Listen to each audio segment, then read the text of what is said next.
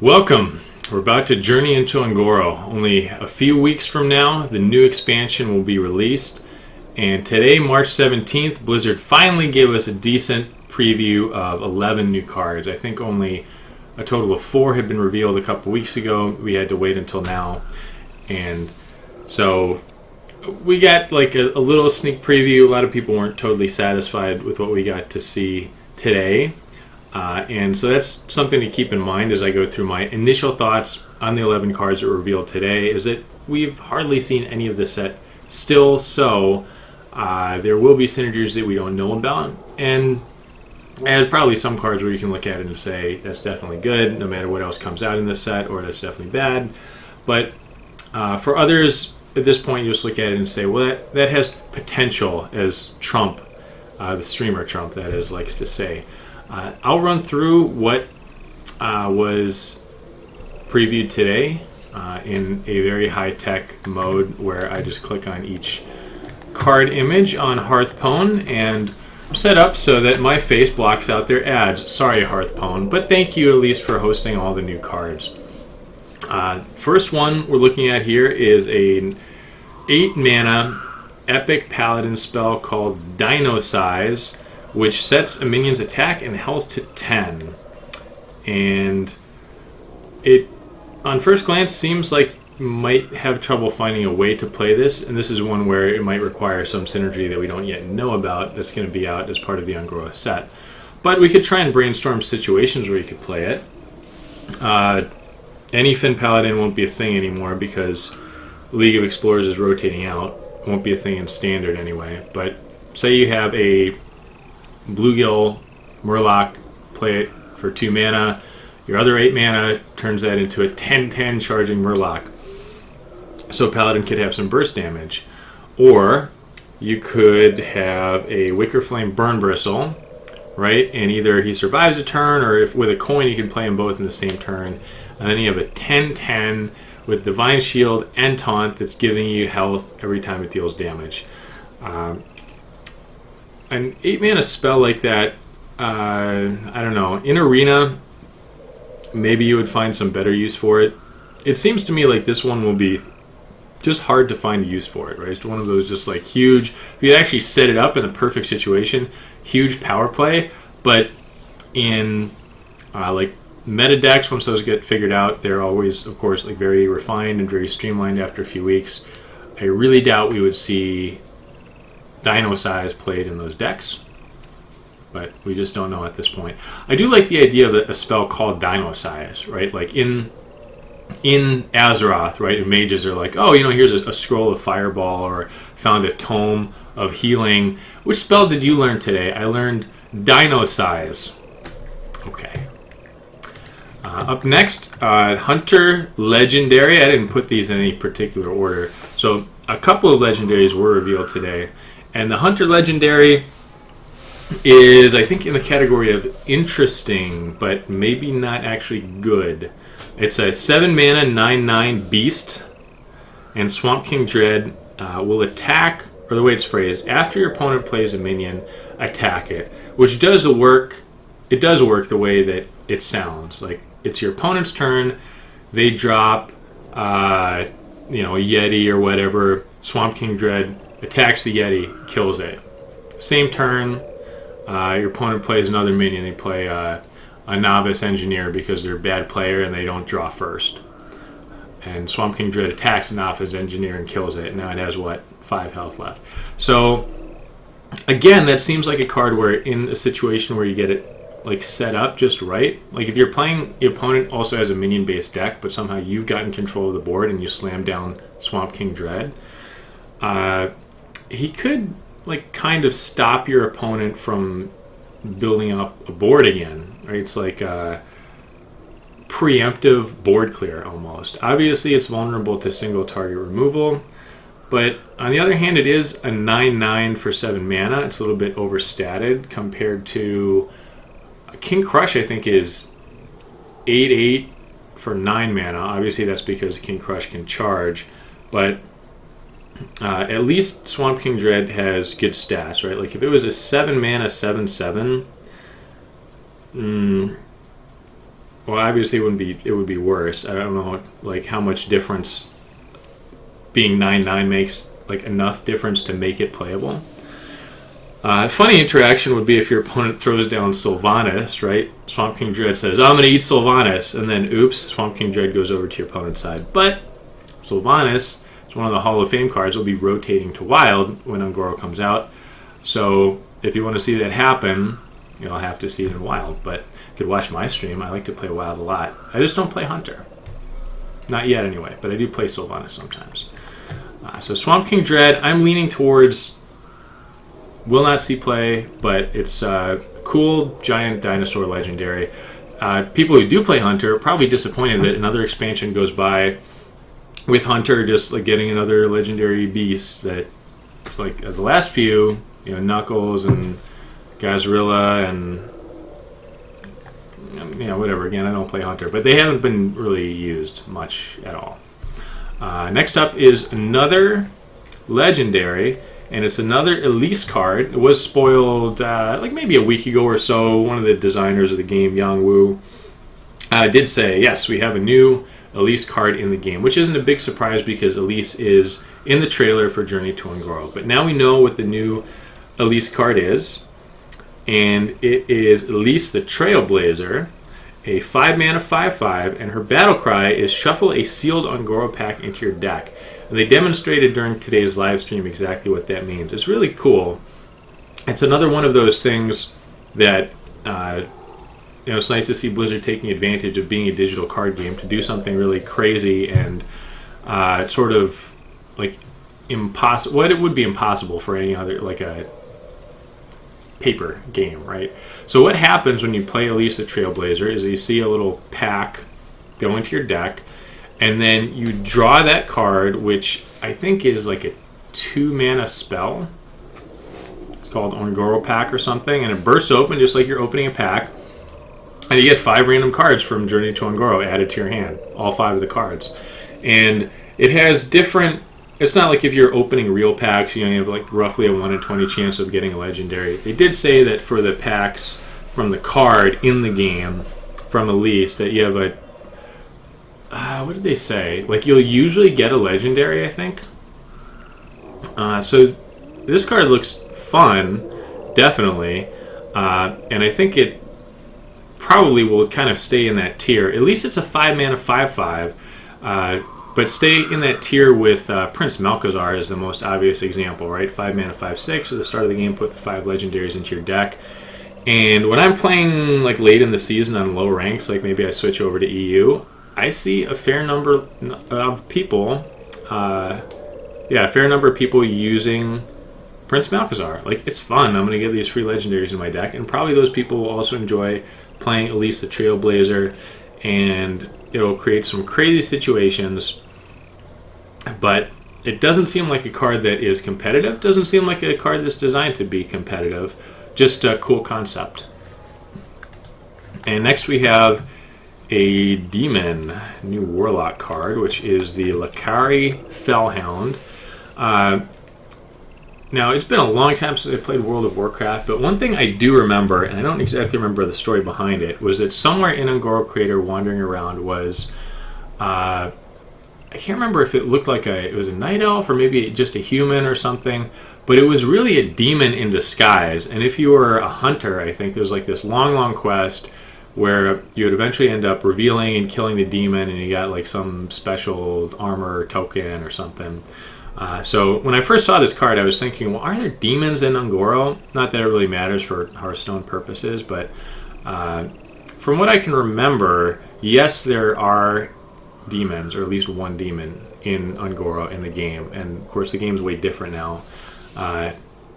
World of Warcraft, that is. So maybe that has changed. But the card, yes, back to the card. A 4-mana 3/8 with taunt and a battle cry of discard 2 random cards. This card looks kind of good. It looks like Blizzard is giving more support to the discard style of Warlock. You already have Prince Malchezaar's Imp, of course, that's the key card, right? And actually, another card that I probably should have changed the order to get to. that was revealed today, but it'll tie into the discard theme. So a couple cards that were revealed today, my impulse is to compare them to Sludge Belcher because of the cost, stats distribution, and they have taunt like this one, but it's probably not the best comparison because Sludge Belcher was one of those Naxxramas cards that was nearly god tier, and it was like Blizzard probably doesn't want to release cards that are like that, like neutral cards that are going to be in almost every deck. This obviously is a class card, and it is overstated like a lot of demons are because it has that drawback of discard 2 random cards. But I could see this being used. You can set it up with the Malchezaar's Imp. If you're in Wild and you're using the Void Caller, is it Void Caller? The 1/3/4 Deathrattle summon Void Caller, summon a random demon from your hand. So this would be a good one to pull out from your hand and not suffer the drawback. I don't think, any kind of like hand lock kind of deck won't want to discard 2 cards. So this one, I would say potential, but leaning towards good just because the stats are really high, and other cards like Deathlord, again, even though that had a drawback, or like, Dirty Rat is like sometimes a drawback, sometimes a benefit, but it seems like it could find a place in a discard Warlock deck. And next we have another legendary, which is the Rogue legendary minion from this set, Sherazin Corpse Flower, which is a 4 mana 5/3, and the Deathrattle is Go Dormant, and then it says play 4 cards in a turn to revive this minion. So this is something we've never seen in the game before, and again Blizzard demonstrated during the live stream today how it works, which is that when it goes dormant, it's I don't think the image is anywhere on this page, is it? Maybe it's supposed to be here or something. But it still takes up a space on the board, of course, but it's just like it has a different art and shares in the seed form, something like that. No stats or anything. And then it would have 4 little like leaves or petals. And if you're playing cards in a turn, the little petals light up. And if you hit 4, then Sherazin Corpse Flower respawns. So it's kind of like a graveyard mechanic, what you would refer to as a graveyard in other card games, where you can look at cards you've already played, and sometimes those other games have effects where you can bring cards back from your graveyard. Hearthstone hasn't really had that so far. A little bit, right? Like revive a random minion that died this game. But here's something we haven't seen before, where the minion, like, it dies, but it doesn't die. It goes dormant, stays on the board, comes back. This one, I have some questions about, like, how does it interact when it's dormant? Like, I would think that I cannot cast Cold Blood on it because it doesn't have stats when it's dormant. But the text of the dormant card does say something about this minion, so then could I play Mind Control on it because it's a minion? When it's dormant, I don't think anything can destroy it, like Twisting Nether or whatever. Like, I think it's dormant, I'm pretty sure. Although that would say destroy all minions, so I don't know. But either way, I just don't think this is going to be good because it's a 4 mana 5/3. When you play it, it doesn't do anything. And so, say even if you use it, you trade or something, or your minion frostbolts it and it dies, and the next turn you can revive it with playing 4 cards, and oh boy, Sherazin comes back. All right, well, it's still just a 5/3. Right, dealing 3 damage is not very difficult. And then the question is, how many times are you actually going to be able to play 4 cards in a turn to bring this back? I suspect not that many, even though Rogue is a class that can spew out backstab, prep, coin, preparation into coin. That's definitely a pro play. Like a Rogue has the capability to play lots of cards in a turn and bring this back. I just don't see that is ever going to be quite good enough. And so let's move on to the Tortolan Shellraiser, a priest card, a common card. So if Arena hadn't changed the rarity drops, I would have said get ready to see a lot of Tortolan Shellraisers in Arena, because this card looks pretty good. 4 mana 2/6 minion with taunt, and it says Deathrattle, give a random friendly minion +1/+1. So it's one of those Big booty priest minions, as in it has high health, so you can make trades and heal it up and try to keep it alive. And it has also upside, and then it can give a buff to a friendly minion. So this is the other one that you could but probably shouldn't compare to Sludge Belcher, because the stats, if you include the buff, it's like 3-7 worth of stats for 4 mana. Unlike Sludge Belcher, where you always get the Deathrattle slime, with Tortilla and Shellraiser, you won't always get the Deathrattle. But if you're playing this in a deck with a lot of minions, you probably will, right? You're typically playing this on turn 4, and you'll probably have something else on the board. So it looks like a really strong card against aggro, or just to, I don't know, even the mid-range, right? Or mid-game, just solidify your board. Is it better than, say, like, what's the Bloodhoof Brave is also a 4-mana 2/6 with taunt for warrior.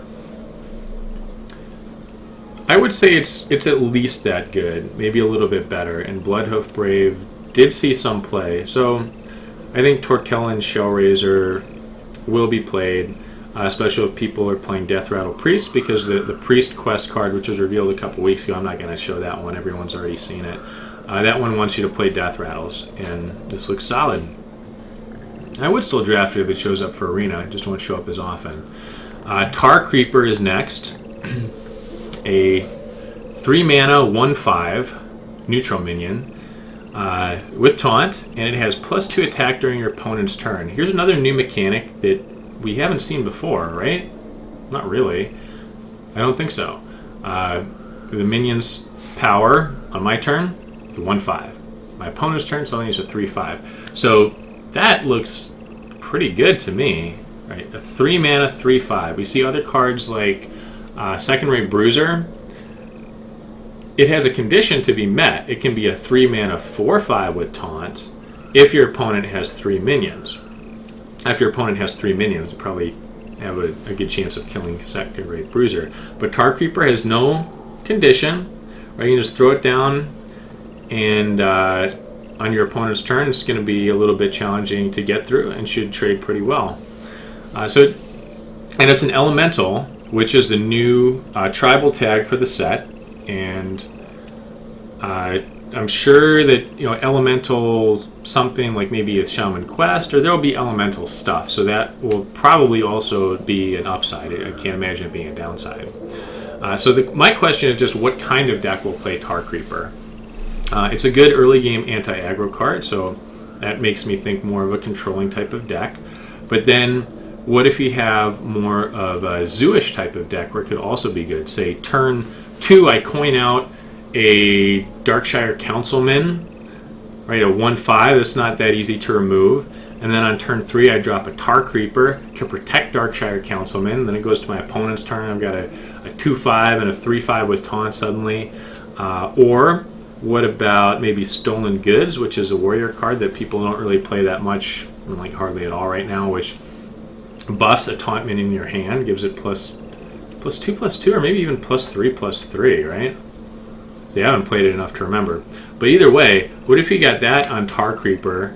On turn 1, it buffs it. Turn 3, you drop down 3/5, and then it goes to your opponent, or no, that would be a 3/7, goes to your opponent's turn. It's a 5/7, and that's going to be really tough to get through. So I think this card has a lot of potential, and in Arena it should probably be quite good as well.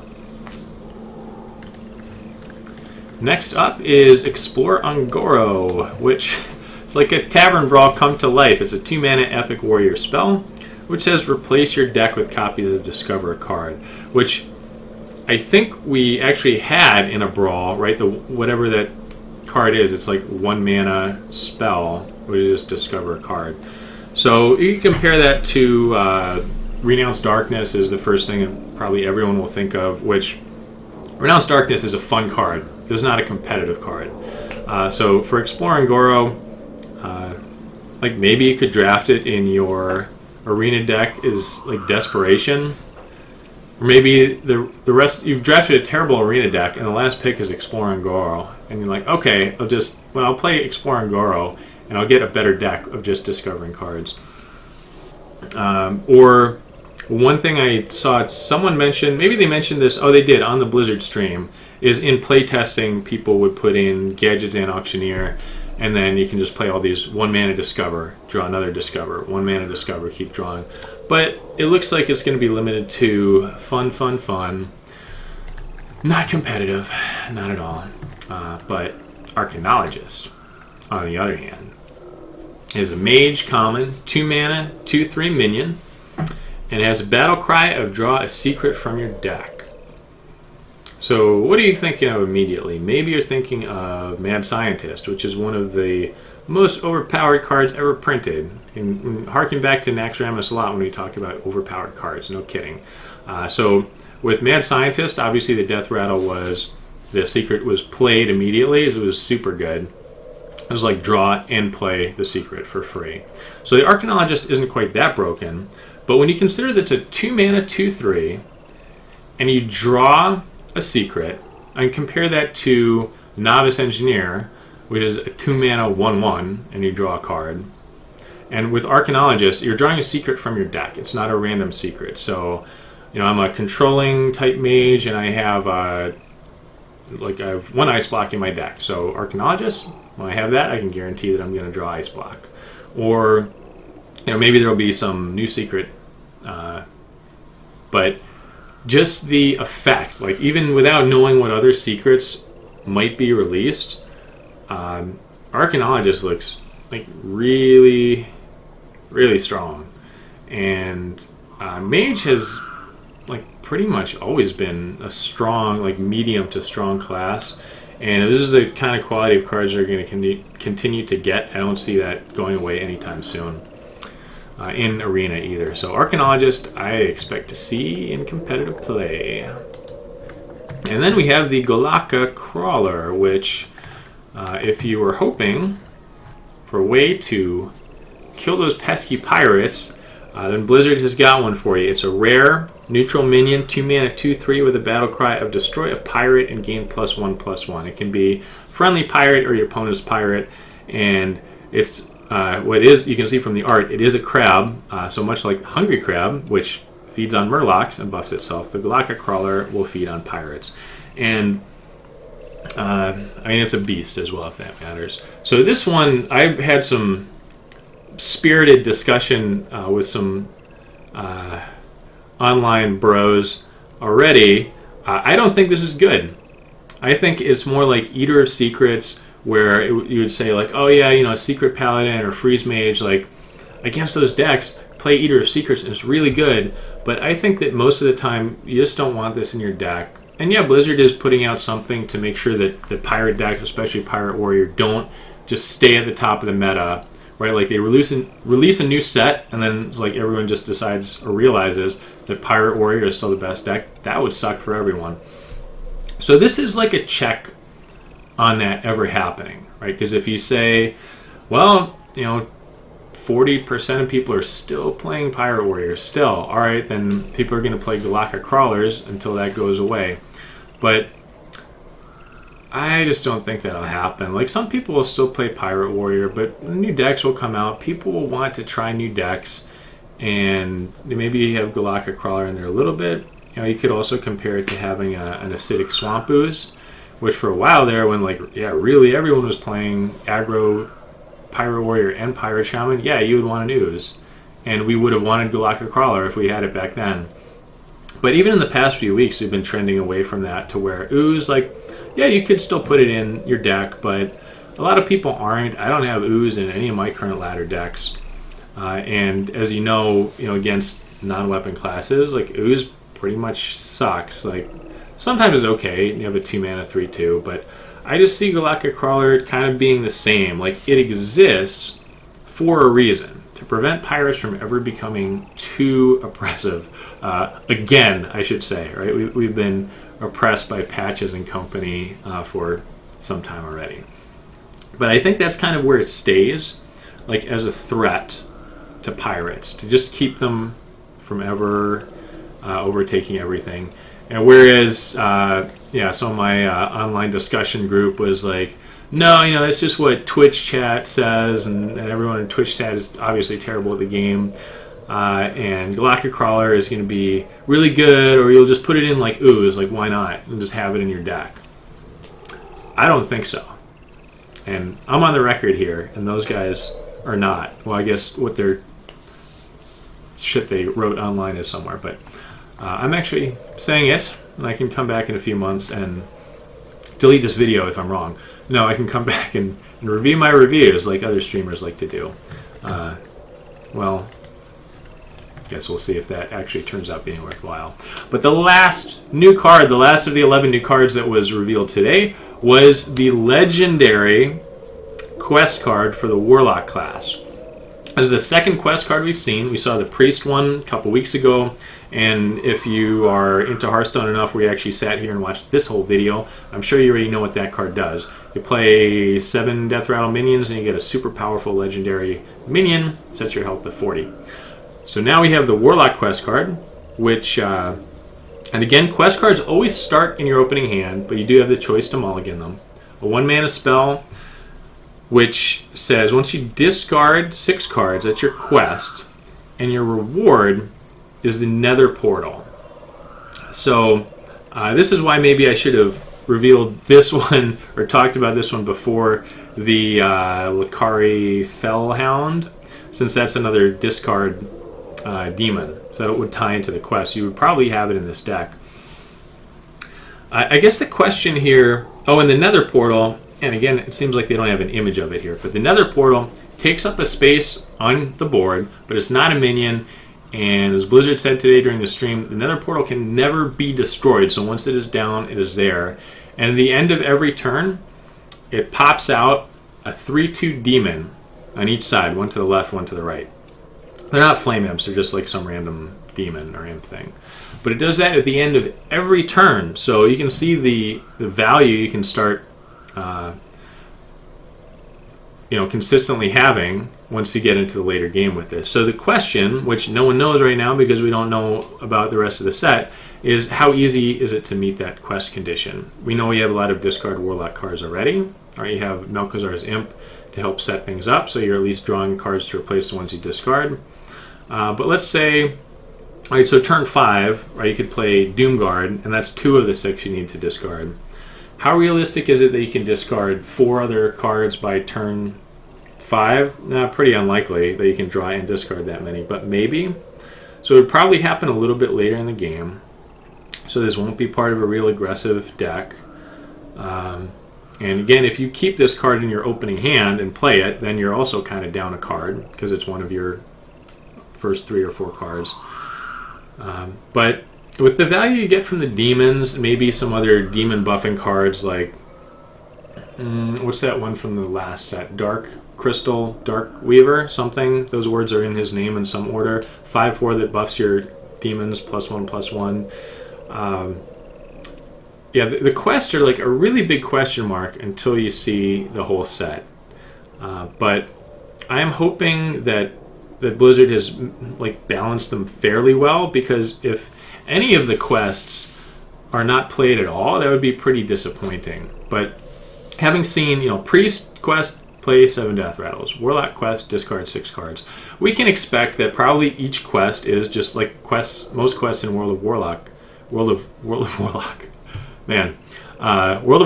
Most quests are like do something, get something a number of times, right? Get 10 boar asses, get 10 fellboar asses, get 10 Northrend boar asses. It's weird, sometimes you kill the boars and they don't have an ass.